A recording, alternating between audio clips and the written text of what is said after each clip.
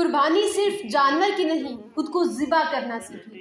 کبھی سوچا ہے کہ اللہ تعالیٰ کو نہ تو ہمارا گوشت چاہیے، نہ ہی خون، اور نہ ہی ہمارا جانور۔ اسے چاہیے تو ہمارا اخلاص، ہماری نیت، ہمارے اندر جو چینجنگ آتی ہیں۔ اصل قربانی وہ نہیں ہوتی جو ہم عید والے دن ایک جانور کے گلے پر چھری پھیر کر کرتے ہیں۔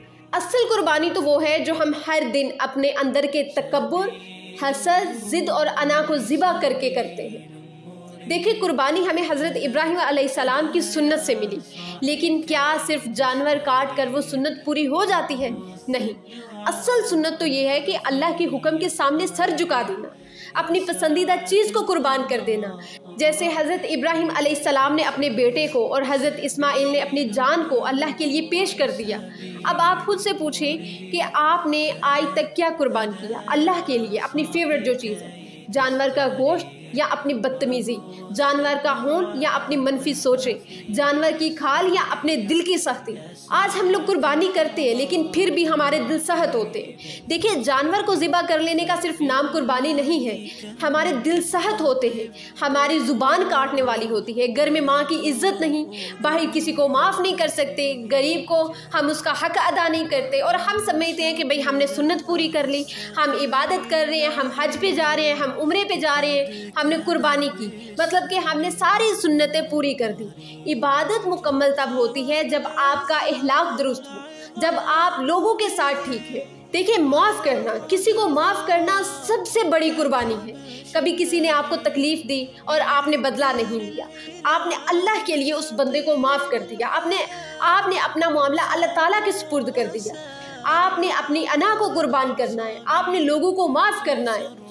جو ہمارے لیے نیکی کا ذریعہ بن سکتی ہے وہ ہے ہم اپنے اندر چینجنگز لائیں، قربانی کر کے دکھاوا نہیں کریں۔ آج ہماری قربانی سوشل میڈیا پر ہوتی ہے، تصویر کے کیپشن میں قربانی مکمل ہوئی، الحمدللہ، لیکن دل میں احساس، برتری، ریا اور نمود و نمائش، ایسی قربانی صرف فوٹو ہوتی ہے۔ اللہ کو کسی سے کوئی سروکار نہیں ہے، اللہ صرف وہی عمل قبول کرتا ہے جو تم خالص نیت سے بس اس کی رضا کے لیے کرو۔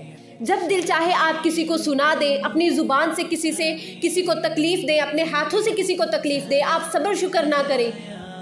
آپ نے جانور ذبح کر لیا، آپ نے صبر نہیں کیا، آپ نے جانور ذبح کر دیا، آپ نے اپنے اخلاق کو بہتر نہیں کیا، آپ نے اپنے اندر سے بدتمیزی نہیں ختم کی، آپ نے اپنے اندر سے غصہ ختم نہیں کیا، آپ نے لوگوں کو معاف نہیں کیا، تو آپ کی یہ کیسی قربانی ہے؟ اگر واقعی میں قربانی کرنا چاہتے ہو تو صبر کرو، اپنے غصے کو اپنے کنٹرول میں کرو، اپنی زبان کو اپنے کنٹرول میں کرو۔ آپ نے صبر کر لیا، آپ کی قربانی۔ آپ نے اپنے غصے کو کنٹرول کر لیا، آپ ہر بات پر خاموش رہے، آپ کی قربانی۔ آپ نے اپنے اندر چینجنگ لانی ہے، لوگوں کے ساتھ ناانصافی کرنا چھوڑ دیں، اللہ پر اپنے معاملات چھوڑ دیں، یہ قربانی ہے۔ یہ وہ چھوٹی چھوٹی قربانیاں ہیں جو اللہ تعالیٰ کے ہاں بہت ہی بڑی ہیں۔ جانور کا گوشت آپ بانٹتے ہیں، ہم سب سے پہلے رشتہ دار، دوست اور برابر والے لوگوں کو دیتے ہیں، لیکن جو اصل ضرورت مند ہیں، جن کے بچے مہینوں سے گوشت نہیں دیکھتے، وہ پیچھے رہ جاتے ہیں۔ اللہ کی بارگاہ میں وہی قربانی قبول ہے جو انصاف، اخلاص اور رحم سے کی گئی ہو۔ اگر آپ نے اپنے ہی فریزر اور اپنے رشتہ داروں کے فریزر بھرنے ہیں تو اس قربانی کا کیا فائدہ؟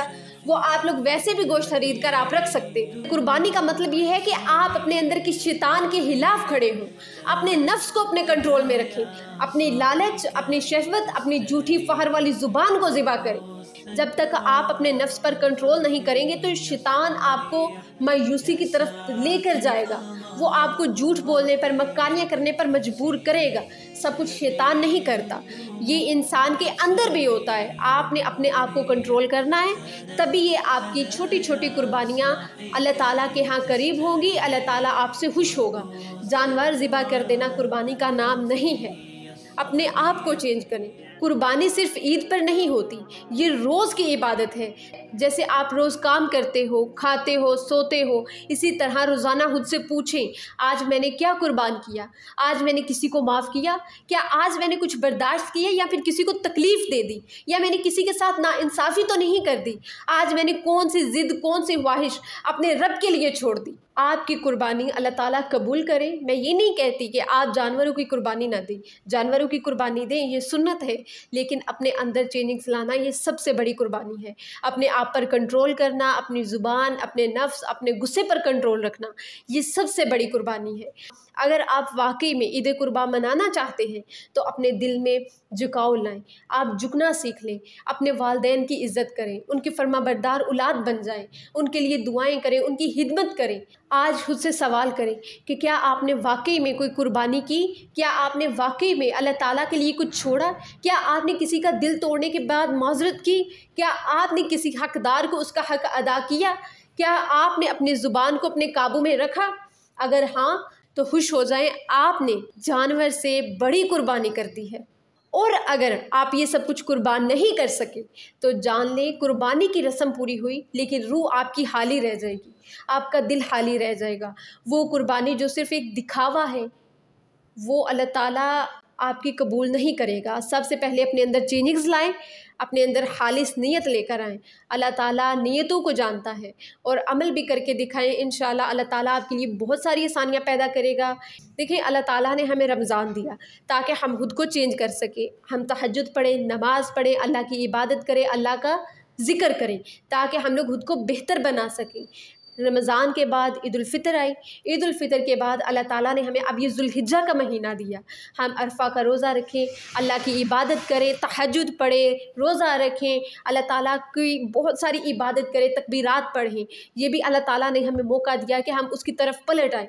یہ دن وہ ہیں جب ہم اللہ تعالیٰ سے اپنی تقدیر بدلوا سکتے ہیں، ہماری پوری زندگی بدل سکتی ہے۔ تو انہی دنوں میں تھوڑا تھوڑا کر کے اپنے اندر چینجنگز لائیں، ایک دم سے نہیں تو تھوڑا تھوڑا لازمی کریں۔ انشاءاللہ اگر آپ کوشش کریں گے تو آپ ایک دن ضرور اپنے اندر چینجنگز دیکھیں گے۔ تو آج سے ابھی سے شروع کریں۔ ہر سال ہمارے پاس ہوتا ہے کہ ہم خود کے اندر جو ہے وہ چینجنگز لا سکیں، لیکن جو اللہ تعالیٰ کے خاص مہینے ہوتے ہیں وہ ہمارے لیے بھی بہت زیادہ اسپیشل ہوتے ہیں۔ اس لیے ان دنوں کو ایسے ہی نہ جانے دیں، ضائع مت کر دیں، اللہ تعالیٰ کی عبادت کریں۔ کیا پتہ اگلا ذوالحجہ کا عرفہ کا مہینہ ہمیں ملے یا نہ ملے۔ یہ رسمیں پوری کرنا چھوڑ دیں، اپنے دلوں کو صاف کریں، اپنے بہن بھائیوں کو معاف کریں، اپنے والدین کی عزت کریں۔ انشاءاللہ اللہ تعالیٰ آپ کے لیے بہت ساری آسانیاں پیدا کر دے گا۔